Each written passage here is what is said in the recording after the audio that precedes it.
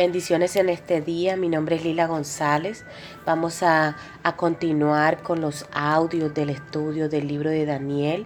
Espero ya hayan sacado un poco de su tiempo y hayan escuchado el audio anterior para seguir llevando la secuencia del estudio del libro de Daniel para entender el por qué él llevó a tener este ayuno y qué se movía espiritualmente con este ayuno cuando lleguemos a ese capítulo.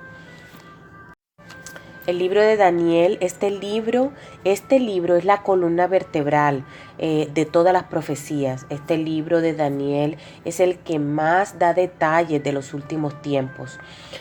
Vamos a recordar que el reino se dividió en dos, en Casa del Norte y Casa del Sur.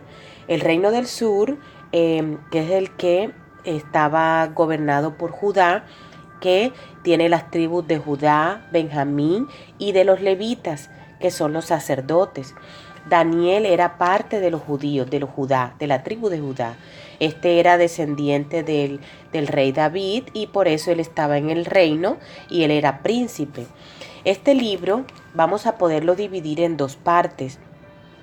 Del capítulo 1 al capítulo 6 son detalles de historias que pasaron.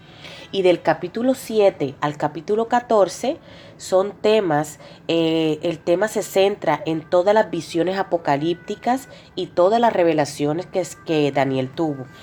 En el capítulo 1 se trata de todos los detalles de la deportación, o sea, de qué pasó en el momento en que ellos llegaron a Babilonia, en la deportación.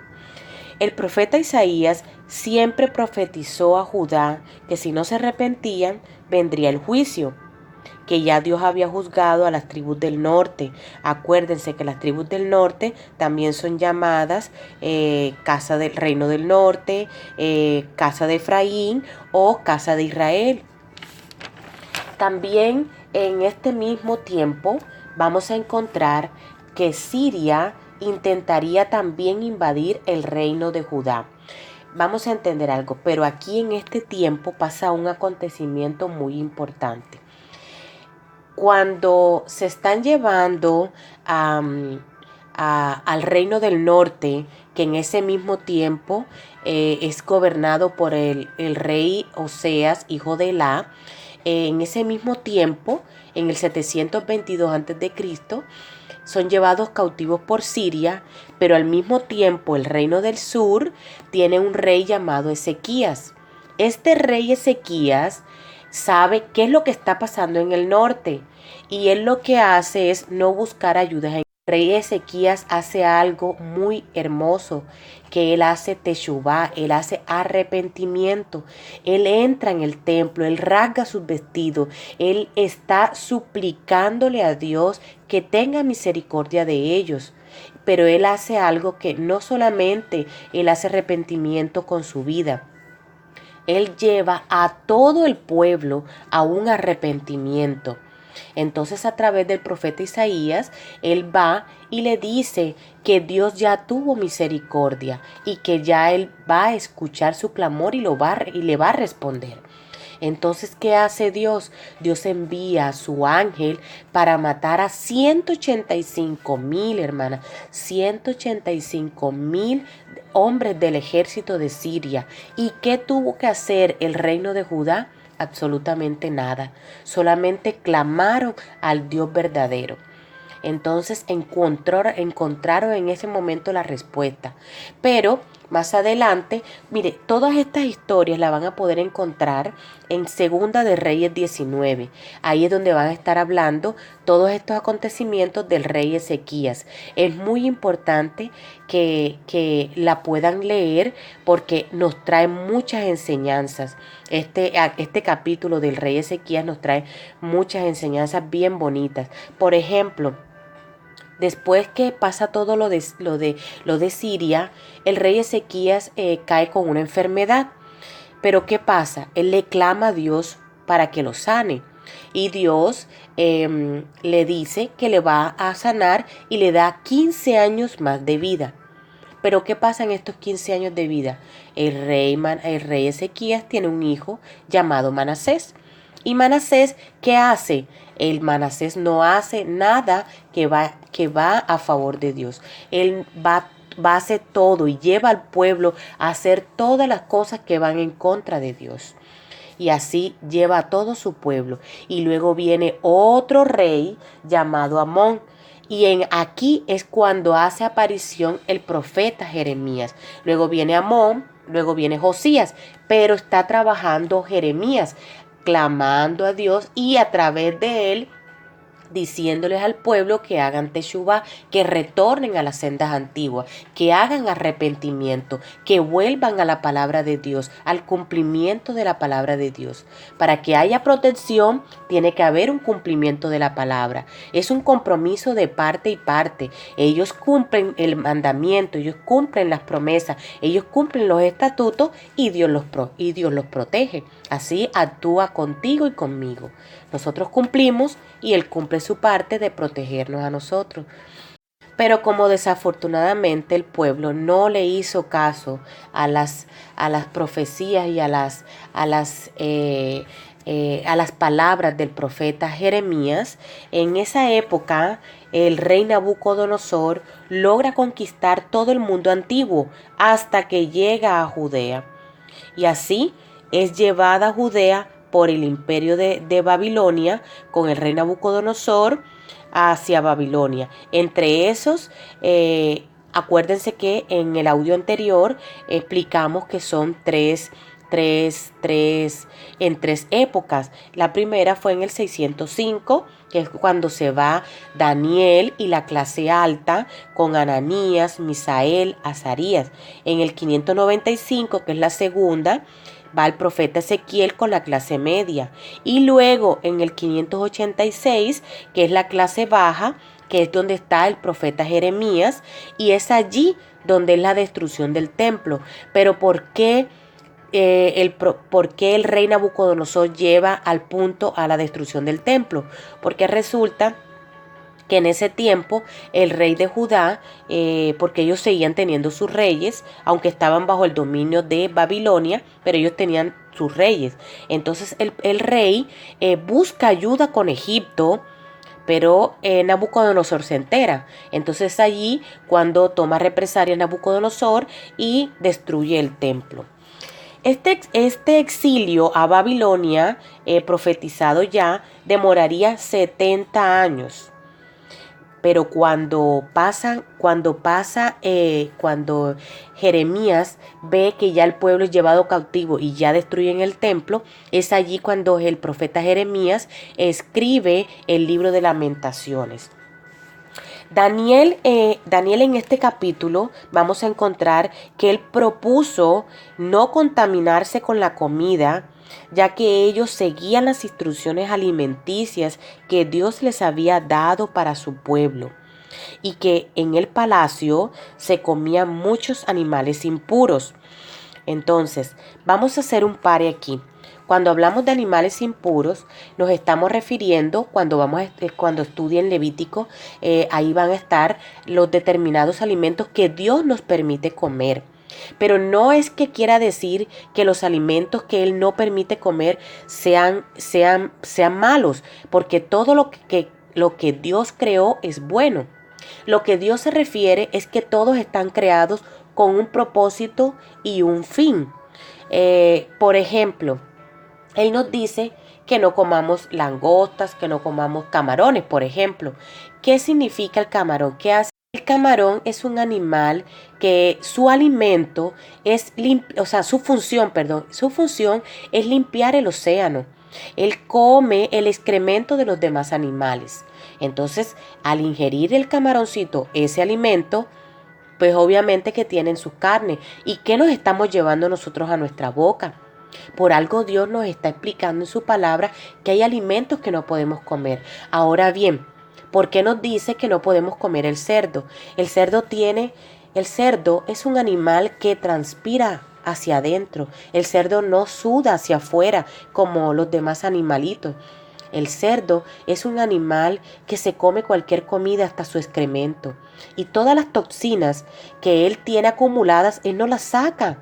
Él las deja acumuladas en su carne. Eso es lo que tú te estás ingiriendo cuando estás comiendo una carne de cerdo bien rica. bien asadita. Eso es lo que te estás ingiriendo, toxinas para tu propio cuerpo. Dios, para eso, si Dios fue el que nos creó, Dios sabe qué alimentos son favorables para nuestro cuerpo y qué son beneficiosos para nuestro cuerpo y nuestro desarrollo. Ahora bien, podemos decir que con la oración,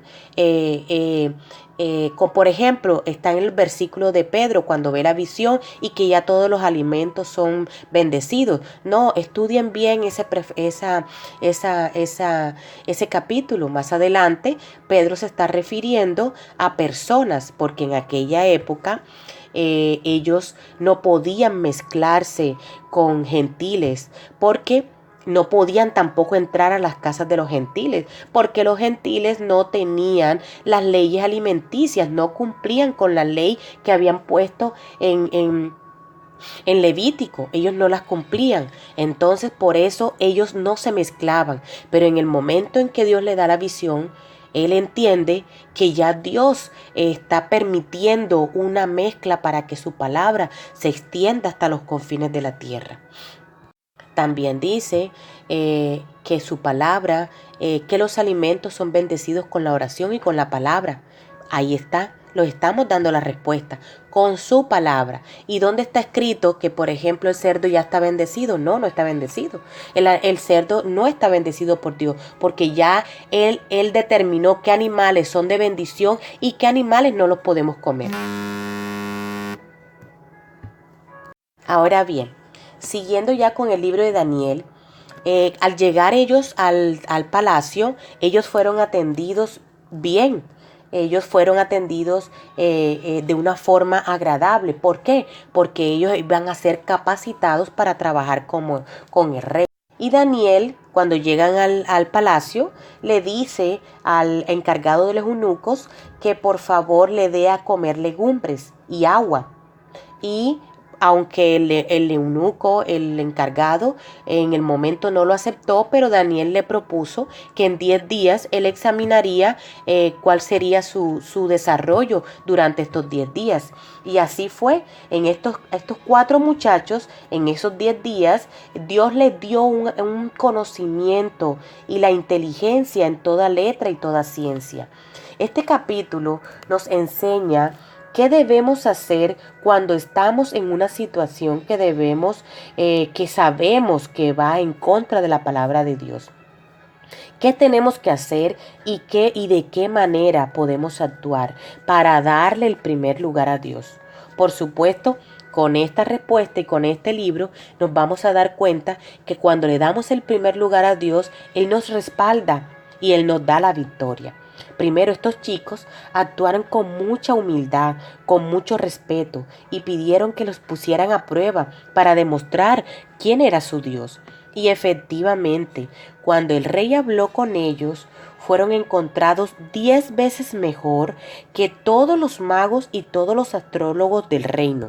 Este capítulo 1 también nos enseña cómo ellos, al llegar a Babilonia, que se representa como el mundo, al llegar a Babilonia, ellos les cambian el nombre. A Daniel le ponen Belsasar, a Ananías le ponen Sadrach, a Misael le ponen Mesac y a Azarías le ponen Abednego.